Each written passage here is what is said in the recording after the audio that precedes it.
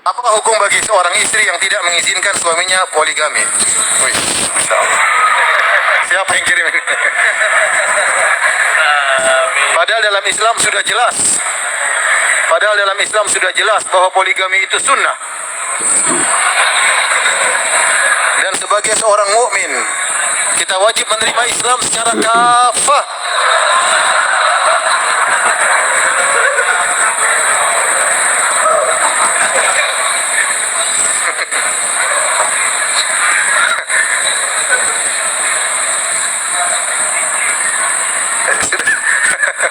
Apa yang mau saya jawab? Saya aja belum poligami.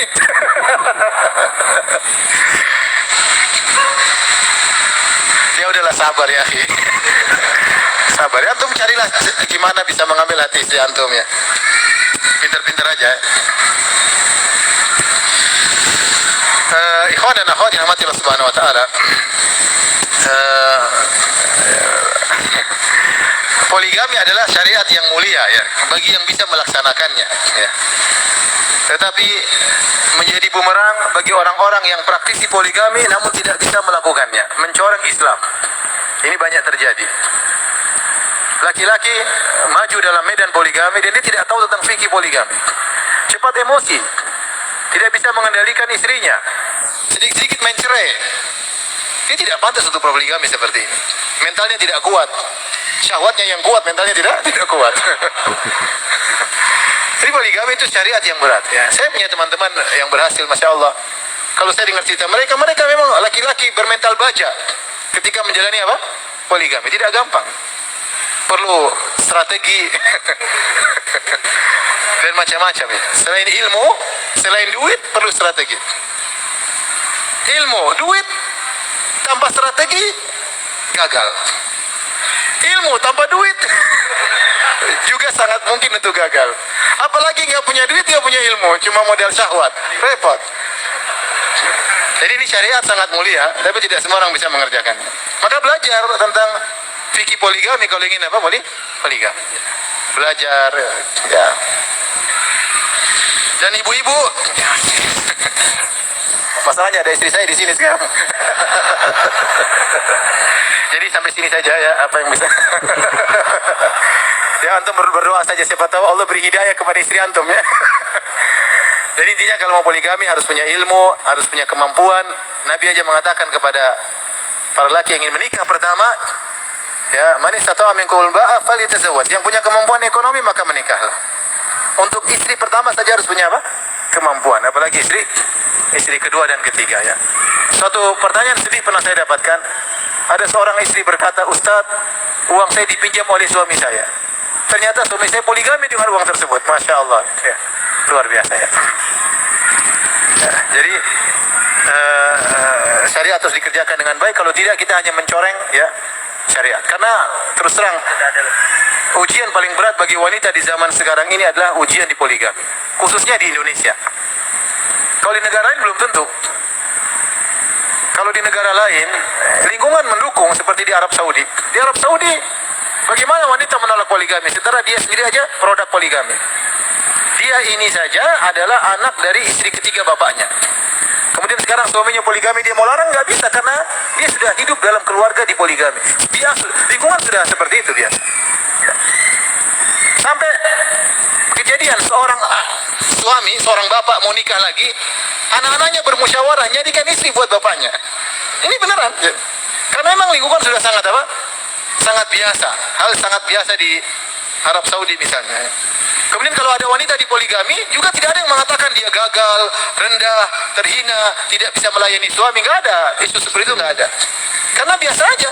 Ini juga di poligami, itu juga di poligami, ini juga di poligami. Biasa. Demikian juga anak-anak juga tidak ada yang, kamu ibumu ada dua ya? Nggak ada anak-anak. Nggak ada. Sama di Afrika. Afrika justru kalau tidak poligami, tercela. Dituduh lemah syahwat, dituduh macam-macam. Saya punya teman S1, ketemu saya waktu hajian. Firanda, kamu S3? Saya S1, istri saya 3 katanya. Masya Allah. Top, saya bilang. Kalau poligami di sana sangat mudah, justru hukum asal berpoligami. Kalau antum tidak poligami, antum dipertanyakan kejantanannya, dipertanyakan mungkin lemah syahwat. Makanya antum kalau mau poligami gampang di Afrika, paling gampang di Afrika. Nah kalau kita di Indonesia, antum bayangkan, antum mau poligami saja ribut sama ibu antum dulu, ya nggak? Ibu antum larang. Kemudian istri antum jelas melarang, itu jelas. Kemudian dia bersekongkol sama anak-anak, bermusuhan sama antum. Kondisi sangat menyedihkan. Ini bukan kondisi saya enggak ya, saya cerita kondisi orang lain ya. Antum jangan suzon ya. Kalau istri saya alhamdulillah sudah siap dari dulu ya. Siap pentung kalau boleh.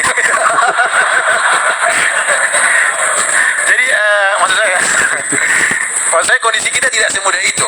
Terkadang seorang wanita kuat, ini kenyataan dia kuat di poligami dan dia tegar. Tapi setelah poligami, setan-setan perempuan datang.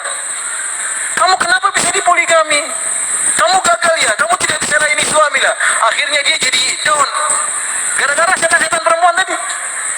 Dan itu banyak setan perempuan seperti kadang setan-setan bercadar. Memprovokasi seorang wanita, sudah biar dia poligami ya sudah. Wah memang enggak ya, alhamdulillah.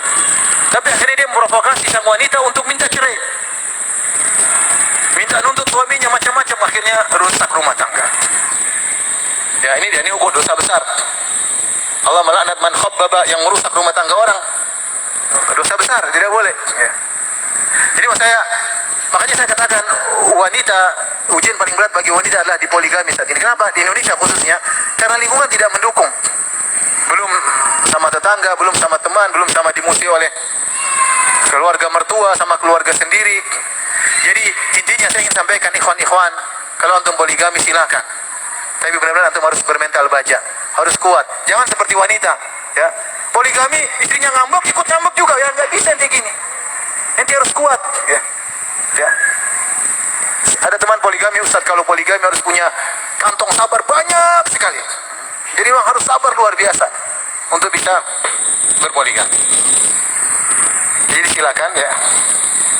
Yang mampu silakan, yang nggak mampu jangan coba-coba ya, daripada menzalimi orang lain.